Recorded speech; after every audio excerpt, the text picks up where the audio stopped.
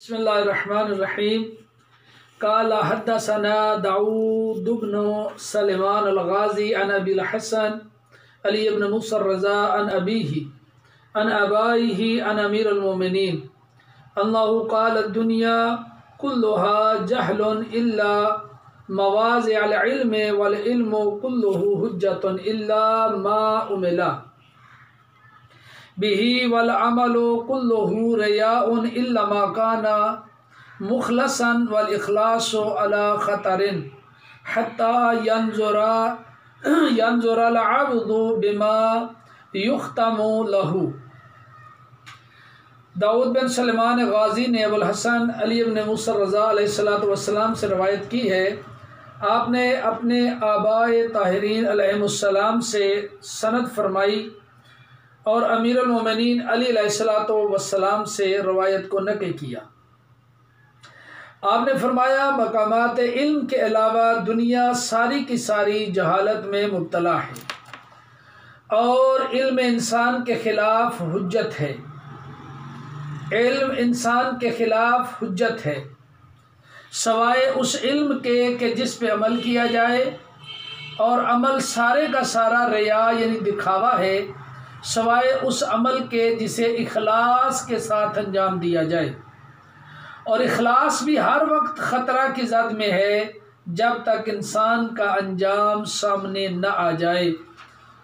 عزیزان محترم، آج جس شخصیت کے بارے میں آپ صاحبان کے سامنے چند الفاظ کو بیان کرنا چاہتا ہوں، وہ شخصیت حجت الاسلام والمسلمین سرکار علامہ قبلہ سید قاضی نیاز حسین نقوی آل اللہ مقامہ ہیں.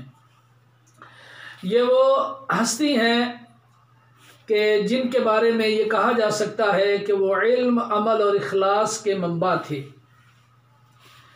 علم کے لحاظ سے اللہ نے انہیں توفیق عطا فرمائی اور بچپن سے لے کے ساری زندگی علم کو حاصل کرتے رہے اور اپنے آپ کو طالب علم سمجھتے رہے.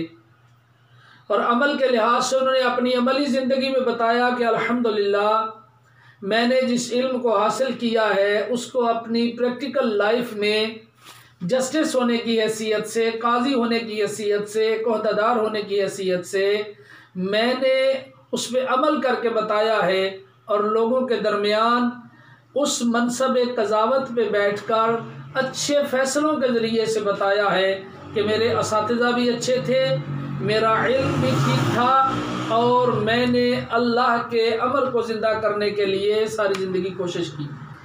اور اخلاص، الحمدللہ اخلاص کے بارے میں، اس شخصیت کے بارے میں کچھ کہا ہی نہیں جا سکتا.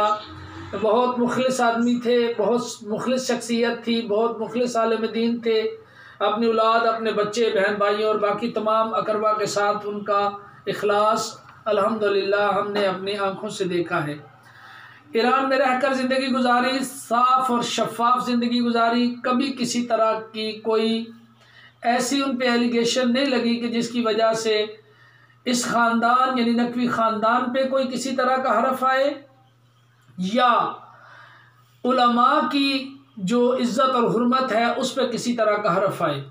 اور ساری زندگی محنت کرتے رہے اور ساری زندگی علم و عمل کی زندگی میں اپنے آپ کو اس دنیا میں موجود رکھتے رہے.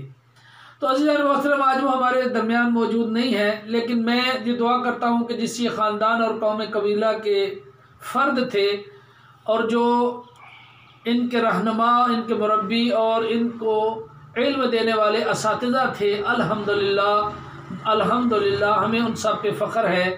جو دنیا سے چلے گئے ہیں ان کے لیے دعا ہے اللہ ان کے درجات بلند فرمائے. جو زندہ ہیں اللہ ان کو صحت و سلامتی عطا فرمائے.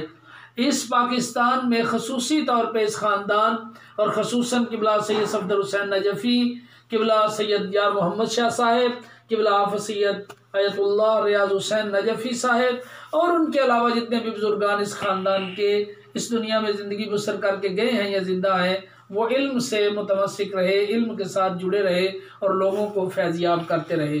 میری دعا ہے کہ اللہ تعالیٰ قاضی صاحب قبلہ کی اولاد کو صبر جمیل عطا فرمائے اور ان کے جو باقی لواحقین ہیں مالک ان کے درجات میں بلندی عطا فرمائے، اور ہمیں علم، عمل اور اخلاص کے ساتھ اس دنیا میں زندگی بسر کرنے کی توفیق عطا فرمائے. یہ جو حدیث جناب سلمان غازی نے امام رضا سے اور باقی بزرگان سے اور ائمہ معصومین سے روایت کی ہے، اس کو تمام لوگ توجہ سے سنیں اور اپنی اپنی زندگی پہ اس کو منطبق کریں اور دیکھیں کہ میں علم، عمل اور اخلاص کے لحاظ سے کہاں ہوں۔